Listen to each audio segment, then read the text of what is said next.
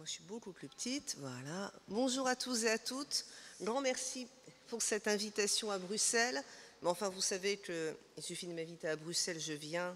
J'adore l'endroit, n'hésitez pas, je reviens. Mais alors quand tu veux, Nadine. Merci beaucoup au comité d'organisation de m'avoir invité. Et donc aujourd'hui, je vais vous parler de pédagogie de l'égalité. Je vais aussi vous parler de ce que je pense qu'il n'est pas utile de faire ou qui est contre-productif de faire. Ça fait maintenant un moment que je forme des enseignants et des enseignantes, après avoir fait un certain nombre de choses, pas contre-productifs, mais plus ou moins utiles, voire pas utiles du tout, et partir avec bonne conscience en me disant « ouais, là quand même, on a fait un truc ». J'ai un peu réfléchi, j'ai un peu bougé, j'ai proposé de faire autre chose. Donc, ce que je vais vous dire qui est peu utile ou peu efficace, rassurez-vous, je l'ai fait moi-même assez longtemps. Donc, je balaye devant ma propre porte. Et puis après, évidemment, on pourra largement et abondamment en discuter par la suite, à la pause, au repas. Je suis là pour un bon moment dans la journée. Ouais, j'ai un petit problème de décalage en passant d'un ordinateur à l'autre, mais ce n'est pas très grave. Alors, ce graphique rappelle ce qu'a dit monsieur le recteur il y a un instant. La mixité dans les filières, dans le supérieur, ce n'est pas très courant. Bon, alors évidemment, c'est un peu palo. En rouge, vous avez la part des garçons, en bleu, vous avez... la part des filles, en bleu, la part des garçons. Bon, il n'y a pas beaucoup de barres qui sont au milieu. Effectivement, il y a peu de filières dans lesquelles on a une parité filles-garçons dans l'enseignement supérieur en Belgique. Et par ailleurs,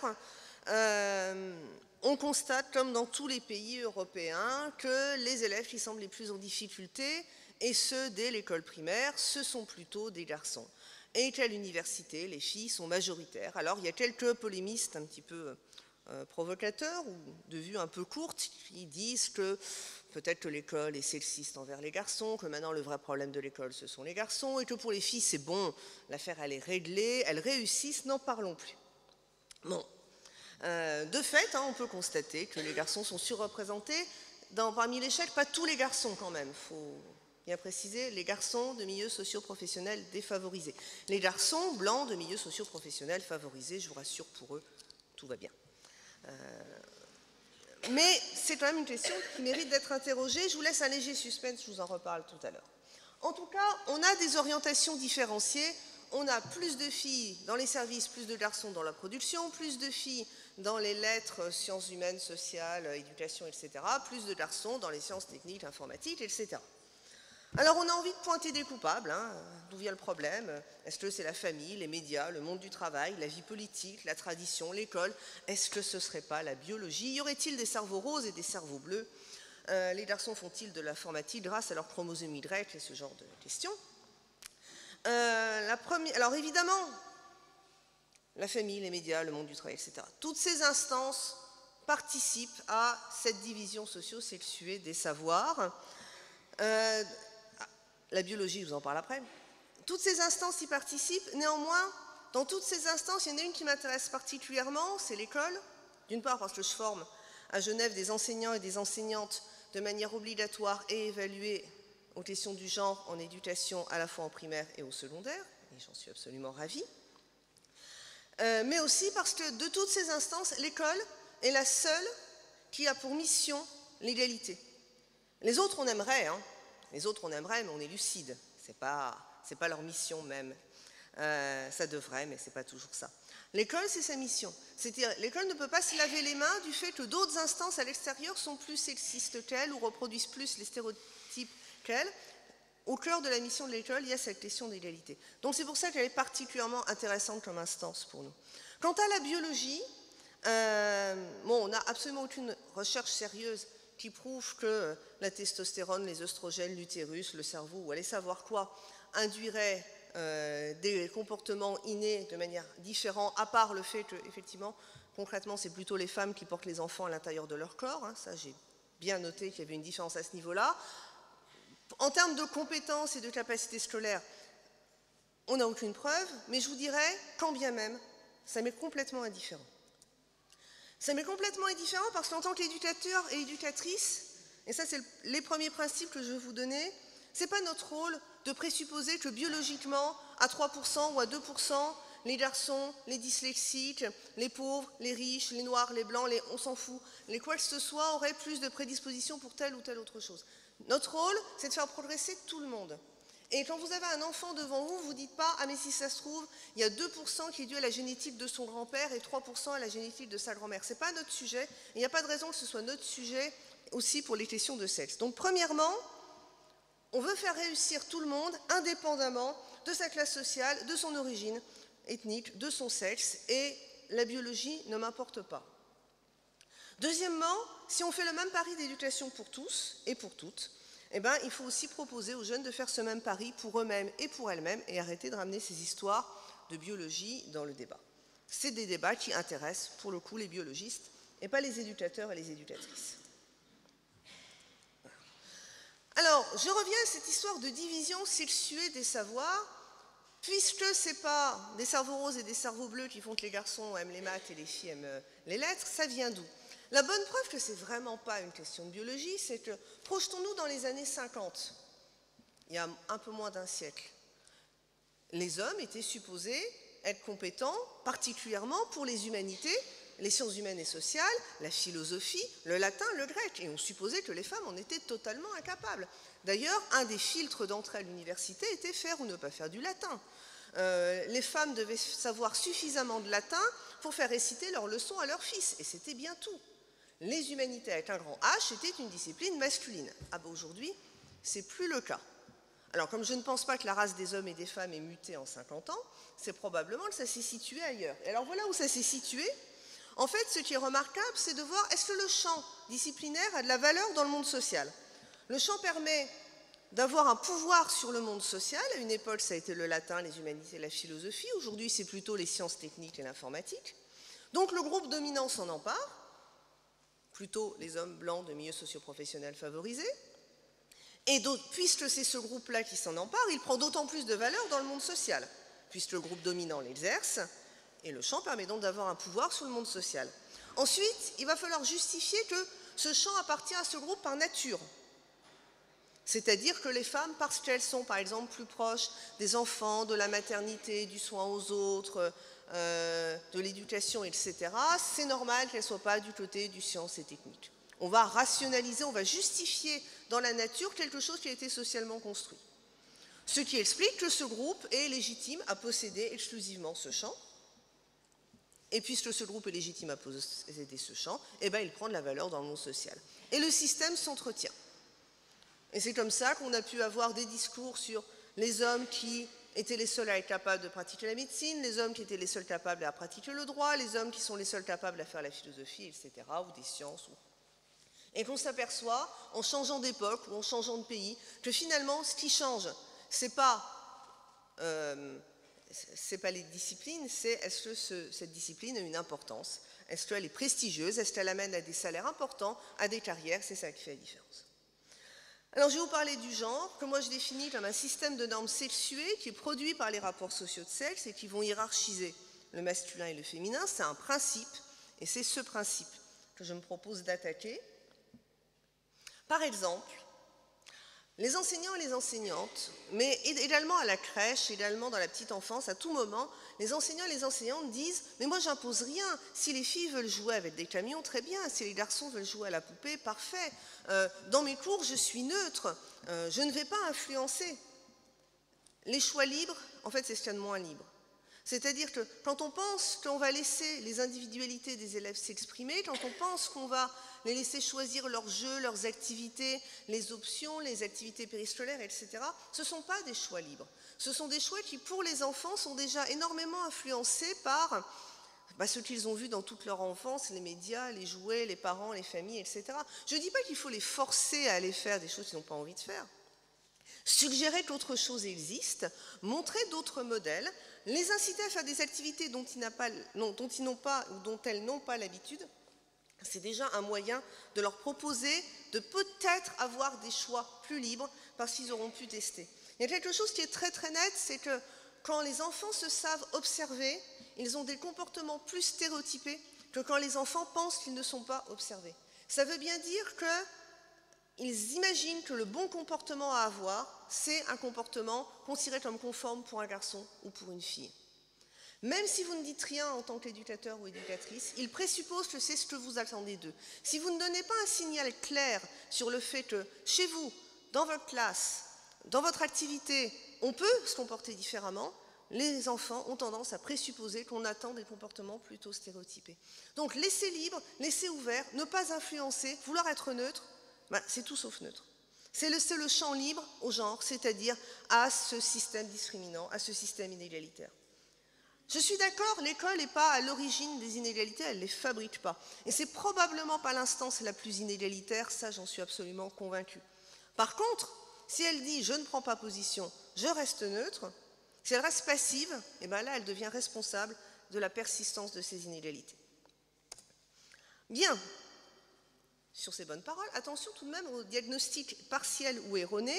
On est bien d'accord, si on fait un diagnostic erroné, il y a de bonnes chances que les solutions qu'on va apporter ne seront pas efficaces, voire contre-productives. Méfiez-vous des discours qui vous parlent de l'autocensure des filles. Les filles, elles n'osent pas, elles ont peur, elles s'autocensurent, elles se limitent. Allez les filles, du courage, allez-y. Je ne supporte plus ce genre de discours, c'est vraiment pas possible. Pourquoi je ne supporte plus? Pourquoi c'est pas possible?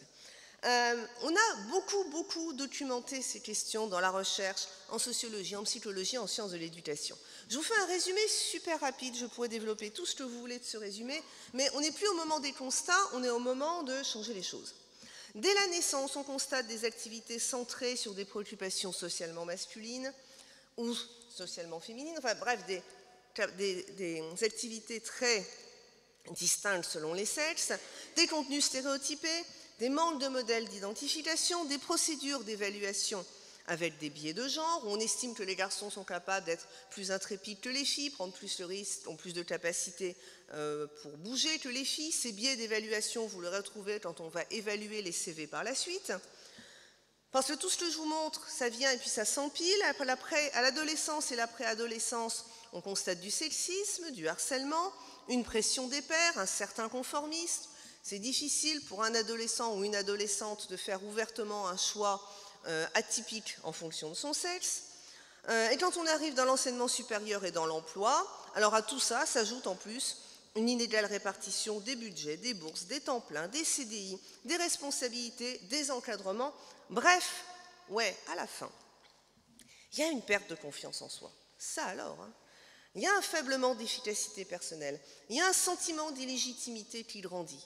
Ou bien alors, il y a simplement le sentiment que est-ce que j'ai vraiment envie de vivre longtemps dans ce monde-là qui pense que je ne suis pas à ma place alors qu'il y a d'autres secteurs dans lesquels je me sentirais beaucoup plus à ma place? Est-ce que j'ai envie de me battre alors qu'il y a bien d'autres filières où ça va être plus simple? Est-ce que j'ai envie de rester là? Est-ce qu'on va m'y accepter? Est-ce que je ne vais pas me fatiguer beaucoup pour finalement pas grand-chose? Est-ce que c'est de l'autocensure ou est-ce que c'est une censure sociale? Si vous pensez que c'est de l'autocensure, vous allez activer des actions qui vont renforcer les filles. Si vous pensez que c'est une censure sociale, vous allez faire en sorte de supprimer toutes ces mesures de discrimination qui fait qu'on n'aura plus besoin de renforcer les filles. Quand on renforce les filles, quand on leur dit soyez compétentes, soyez courageuses, allez-y, allez de l'avant, on est en train de leur dire soyez plus pour avoir autant. C'est pas très productif. Alors, autre mesure que je ne vous conseillerais pas, mais qui peuvent être tentantes, ce sont des mesures appelées différentialistes, c'est-à-dire des mesures qui partent du principe que les filles et les garçons sont foncièrement différents et qu'on va proposer aux filles des trucs de filles pour les inciter à aller dans les domaines dans lesquels les garçons sont majoritaires. Alors en général, on vous peint tout en rose pour que le signal soit bien clair. Alors j'ai pris les sciences et le sport, qui sont quand même bien deux domaines dans lesquels ce genre de mesures apparaissent. Alors vous voyez, spécial livret beau, le sport pour les femmes. Ou alors vous voyez pas très bien les arguments, mais pratique sportive sous une forme ludique et non compétitive. Vous voyez, on est sexy, on est rose et on fait du sport entre copines, c'est vraiment trop cool. Voilà. Donc là, on vous parle sport en rose pour attirer les filles. En haut, vous avez Internet pour les filles. Alors, on est en robe, on a un ordinateur rose avec des étoiles, on papote au téléphone. On a des baskets roses qui écrivent « Love » pour faire du foot. Et l'exemple le plus typique, c'est mes deux planisphères, là que vous avez en bas, vous ne voyez pas bien. Alors à droite, vous avez la planisphère que vous devez connaître, avec des continents marrons et des océans bleus. Et à gauche, vous avez la planisphère pour filles avec des océans rose clair et des continents rose foncé. Le problème, ça c'est complètement typique du problème. C'est-à-dire, à partir du moment où vous faites une version pour filles, la version pour tout le monde devient pour garçons. C'est-à-dire, vous pensiez que vous aviez une planisphère neutre quand vous étiez petite, mesdames. En fait, vous aviez une planisphère pour garçons. C'est-à-dire qu'à partir du moment où on génère la version rose, la version normale, entre guillemets, devient pour garçons. Alors, ça, avantage, inconvénient. Alors, le seul avantage, c'est que ces activités peuvent rencontrer beaucoup de succès. Oui, mais on n'est pas là, c'est pas un applaudimètre. Hein. La question est de savoir si c'est efficace ou pas. C'est pas parce qu'il y a du monde qu'on a fait quelque chose d'utile. En tout cas, qu'on a fait quelque chose qui va dans le sens dans lequel on veut aller. Faire des activités pour filles, ça veut dire qu'on est en train de construire une science pour filles ou un sport pour filles ou une compétence pour filles versus une compétence universelle. Donc la version pour filles serait spécifique, adaptée, moins générale, plus facile, de moindre valeur, et l'autre deviendrait donc pour garçons. Et inconvénient, c'est que vous êtes en train de convoquer des stéréotypes féminins pour essayer de les connecter à l'activité. Donc vous activez le stéréotype au moment où vous êtes en train de dire que normalement il ne devrait pas être opérant. C'est schizophrénique, vous voyez, ça ne peut pas tourner. Tout ce que vous êtes en train de dire, c'est que les filles ne peuvent pas aller dans le général, mais dans la version protégée pour filles, là ça va être possible. Et donc ça évidemment c'est contre-productif. Deuxième type de pratique, les pratiques socio-constructivistes, c'est-à-dire ça part de l'idée que les filles et les garçons sont socialisés différemment, ils et elles vont construire une identité sexuée différente, on est complètement d'accord, et les stéréotypes vont amener les filles et les garçons à croire en l'existence d'une division sexuée des savoirs. J'aurais pu mettre un S à savoir, si j'avais été compétente en orthographe. Heureusement, le CEPAL, vous ne le voyez pas bien. Alors, quand on a une approche de ce genre, souvent, on va faire un recensement de manque du côté des filles. Elles n'auraient pas suffisamment confiance en elles, elles manquent d'aptitude, elles manquent de connaissances, et tous ces manques les amènent à l'échec. Et donc, on va chercher des mesures pour essayer de compenser ces manques. Alors, quel genre de mesures? Des manifestations mettant les femmes ou les filles en valeur, une mise en évidence des rôles modèles dans lesquels les femmes et les filles pourraient s'identifier, des formations, des actions de sensibilisation non mixtes, très à la mode, un travail de déconstruction des stéréotypes dans l'espoir qu'on va les rendre inopérants, et de faire auprès des élèves et auprès des filles et des garçons de l'éducation à l'égalité des sexes. J'ai participé à toutes sortes de ces mesures. Je vais dire qu'elles sont limitées, pas complètes, insuffisantes, mais soyons clairs, j'ai participé et je continue à participer à des mesures de ce genre. Je vais vous dire qu'elles ne suffisent pas, je ne vais pas vous dire qu'elles sont mauvaises ou inutiles. Ce n'est pas comme précédemment. Alors, cette histoire de lutte contre les stéréotypes, qui est vraiment très majoritaire dans les discours actuellement, on y met beaucoup plus de choses que l'on peut en attendre. Il y a une expérience très célèbre maintenant où on demande à 2 classes de faire un test. Dans un cas, on dit c'est un test de géométrie et on propose cette figure. Dans l'autre cas, on dit que c'est un jeu de dessin et on propose cette figure et on demande recopier la figure. Huguet et Régnier sont par exemple des gens, Morin-Messabel, enfin il y a pas mal de chercheurs qui ont travaillé avec ça. Et on constate que quand on dit que c'est un test de géométrie, les garçons performent mieux que les filles, et quand on dit que c'est un jeu de dessin, les filles performent mieux que les garçons, et en particulier l'écart entre filles versus dessin ou versus géométrie est tout à fait significatif. C'est-à-dire l'habillage d'une même tâche, quand vous dites géométrie, vous activez le stéréotype maths, et vous dites, et vous n'avez pas besoin de dire, et nous savons bien que les maths sont supposées être pour les filles, tout le monde le sait, vous activez cette représentation, les filles se sentent menacées par le stéréotype, performent plus en dessin qu'en géométrie, les garçons c'est l'inverse. Donc ça se fait avec des élèves de 12, 13, 14 ans ou un peu moins. Ça se fait avec des étudiants en maths. On les met dans une IRM, on regarde leur cerveau, ça s'est fait à Lyon, au CERMEP. Et puis à un moment, on leur donne des équations à résoudre, il n'y a pas de différence entre les hommes et les femmes. Et puis à un moment, on dit, sur cette équation, on constate des différences entre les hommes et les femmes. Et on dit différence. On ne dit pas les hommes réussissent mieux, on dit juste différence. Tout le monde sait, tout le monde connaît le sens du stéréotype. Donc on dit ça. Et qu'est-ce qu'on se constate? On constate que là où il n'y avait aucune différence de performance entre les hommes et les femmes, là il y en a une. Et on constate que dans le cerveau, l'air qui sert à inhiber les émotions négatives s'active. Et pendant que vous êtes en train d'inhiber une émotion négative, vous n'êtes pas en train de faire des maths et apparaissent des différences de performance. Ça, c'est ce qu'on appelle la menace du stéréotype. Ce qui est triste, ce qui ne nous arrange pas, c'est que même si les personnes sont convaincues que le stéréotype est infondé, c'est-à-dire qu'il n'a pas de raison d'être, qu'il n'a pas de raison biologique d'exister, on est menacé de la même manière. C'est-à-dire, si je suis convaincue qu'il n'y a pas d'avantage aux garçons par rapport aux filles sur les maths, je suis de même menacée par le stéréotype et mes performances en sont impactées. C'est-à-dire le fait de savoir que la société autour de moi pense que je performe moins à cause de mon sexe me fait malheureusement performer moins. Donc la lutte contre les stéréotypes, oui, c'est important, c'est le minimum vital. C'est-à-dire si on pense que c'est fondé en nature, on ne pourra rien changer. Donc oui, c'est important, c'est un prérequis. Par contre, être conscient de l'existence d'un stéréotype n'annule pas sa menace. L'autre avantage des stéréotypes, c'est que ça fâche personne. Ça dilue les responsabilités. Tout le monde a des stéréotypes. Tout le monde est responsable de leur propagation. Personne n'en est coupable. Ça permet d'avoir des discours un petit peu plus lénifiants. Ça déresponsabilise les individus. Ils sont le plus souvent inconscients. Vous en avez, j'en ai. Ce qui est vrai, hein.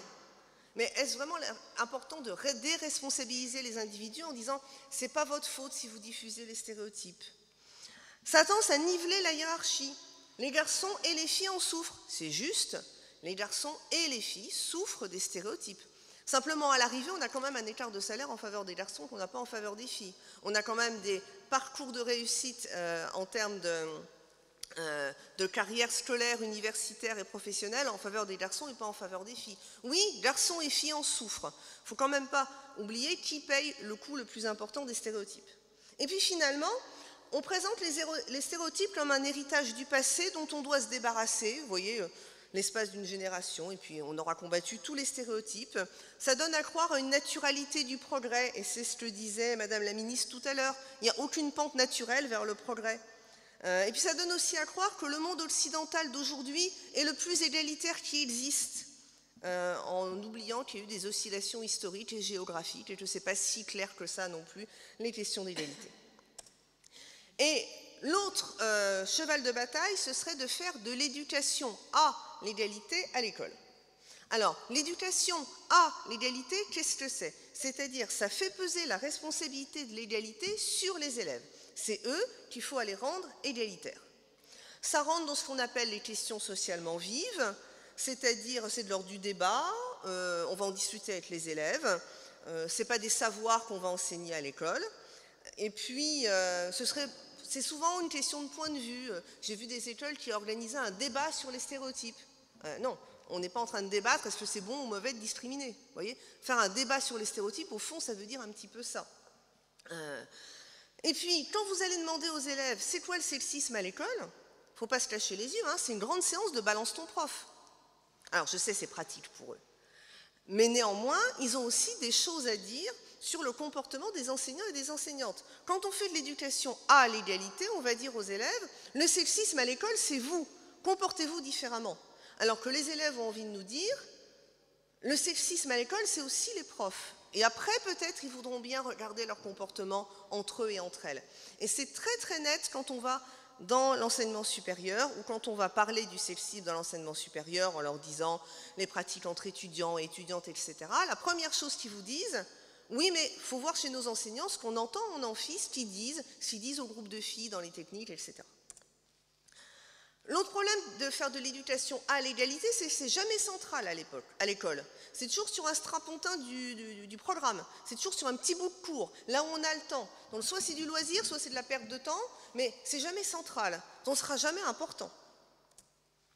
Et puis, ça a tendance à devenir une espèce de pédagogie des bonnes pratiques. Triez vos déchets, éteignez la lumière, brossez-vous les dents, n'insultez pas. On perd un peu du sens là-dedans, hein. Et souvent, on se centre sur la lutte contre les stéréotypes, et là, on confond quelque chose de vraiment très important. Les stéréotypes ne sont pas la cause de l'inégalité, c'est la conséquence. Si on ne fait qu'attaquer les stéréotypes, on n'en finira jamais, parce que c'est la conséquence. Ce n'est pas les stéréotypes qui génèrent l'inégalité, c'est parce qu'on est dans une situation inégalitaire qu'on fabrique des stéréotypes qui la justifient. Donc si on se contente de lutter contre les stéréotypes, mais on va en refabriquer indéfiniment tant qu'on n'a pas attaqué le système inégalitaire qui va se justifier en disant « oui, mais c'est parce que les filles ceci, les garçons cela ». C'est un peu mon exemple tout à l'heure avec les humanités et les sciences. C'est-à-dire, j'ai fait une conférence à des profs de maths où il y a un prof de maths qui me disait « il n'y a qu'à dire que les maths, c'est de la créativité et de l'invention, et comme les femmes sont créatives et inventives, elles viendront en maths. » Ben, je dis, si jamais on dit que les maths, c'est de la créativité et de l'invention, la créativité et l'invention deviendront masculines. Alors, agir pour l'égalité, on est d'accord, c'est pas facile. Là, on est bien d'accord. Si on met l'accent uniquement sur la responsabilité des intervenants et intervenantes pédagogiques, par exemple des profs, c'est trompeur. Là encore, c'est parfois un peu facile, mais c'est trompeur. C'est-à-dire, culpabiliser les enseignants et les enseignantes, ça ne sert à rien. C'est-à-dire, ça peut les mener au déni, en disant « c'est pas nous les plus sexistes », ce qui est juste, pour le coup, c'est certainement pas eux les plus sexistes. Et si on arrive au déni, bah à ce moment-là, les enseignants et les enseignantes disent la société va s'arranger et puis après je verrai, parce que moi pour l'instant je garde les murs en essayant que le sexisme n'entre pas trop. Si vous arrivez à convaincre les enseignants et les enseignantes qui peuvent faire quelque chose, et que c'est entre leurs mains, on peut basculer dans une espèce de toute-puissance illusoire, je vais changer le monde, qui rapidement se dégonfle parce que de fait, des enseignants et des enseignantes me disent « mais j'ai fait tout ce que j'ai pu, j'ai pas réussi ». Oui, ce n'est pas qu'entre vos mains. C'est bien d'avoir fait tout ce que vous avez pu. C'est mieux si vous aviez été formé, parce que quand on y va un petit peu au hasard et en pêchant un peu à la lampe, on n'est pas toujours le plus efficace, mais on fait avec ce qu'on peut et on fait avec ce qu'on a. Par contre, non, vous n'êtes pas les seuls aux manettes. L'institution a largement intérêt à réfléchir à comment elle fonctionne. L'orientation, l'école qui vous suit, l'école qui vous précède. C'est-à-dire, on a beaucoup tendance à renvoyer la balle sur l'école d'avant. L'enseignement supérieur dit « oui, c'est l'enseignement secondaire, les élèves sont tous stéréotypés dedans ». L'enseignement secondaire dit « oui, mais alors en primaire déjà, l'enseignement primaire va dire « ah là là, mais à la crèche, si vous saviez, je pense que in utero, les enfants sont tous stéréotypés ». Il ne faut pas remonter la balle sur l'amont. Chacun a sa part à prendre et quand on est au milieu, ben on dépend de l'amont, de l'aval, de la société, de la publicité, des médias. On n'est pas les seuls aux manettes, évidemment. Néanmoins, c'est absolument fondamental, évidemment, de former les enseignants à la pédagogie de l'égalité. Alors, vous n'allez rien voir. C'est bien ce que je me disais. Il y a une toile, j'ai décliné à partir de travaux québécois une toile de l'égalité. C'est ce que j'enseigne à mes enseignants et enseignantes du primaire, avec 4 dimensions essentielles.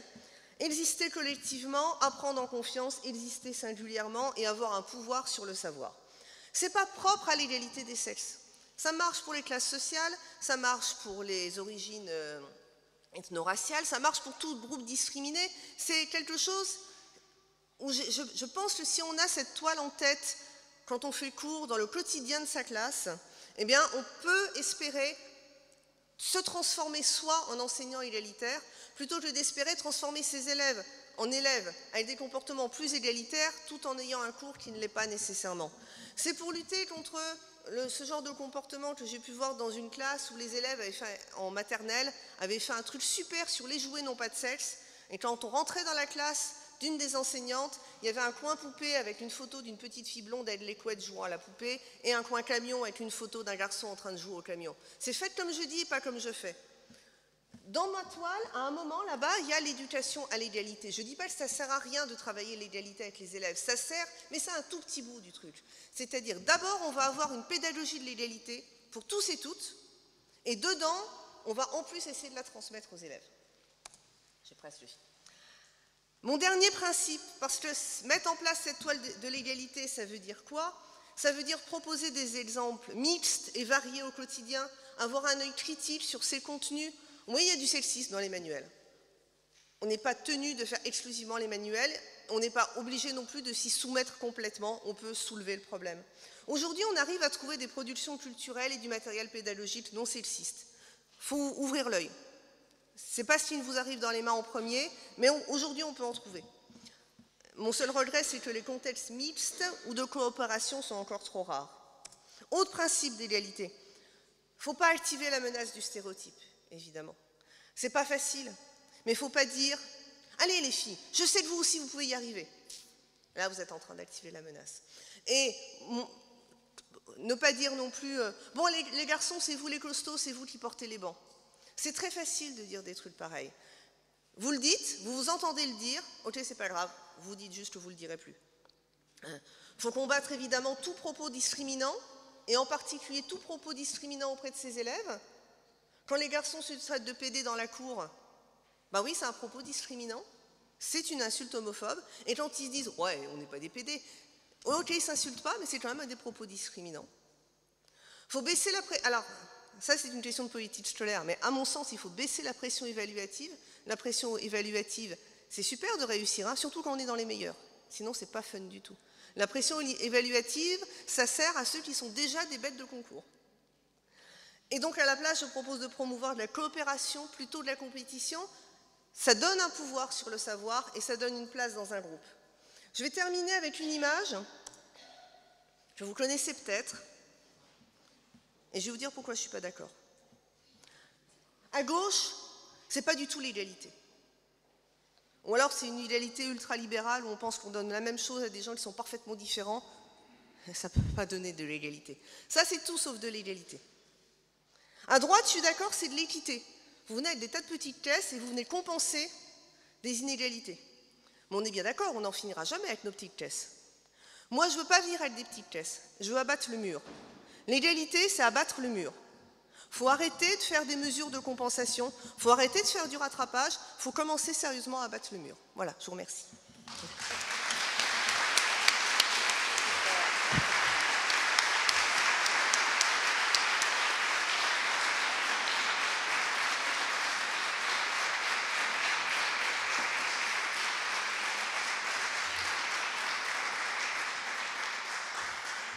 Merci Isabelle, c'était décoiffant. Je crois qu'il y aura matière à discussion. Nous n'allons pas avoir d'échange maintenant. Je vais donner la parole à Yves Rebaud. Et donc après, il y aura un quart d'heure d'échange avec la salle. Alors, oui.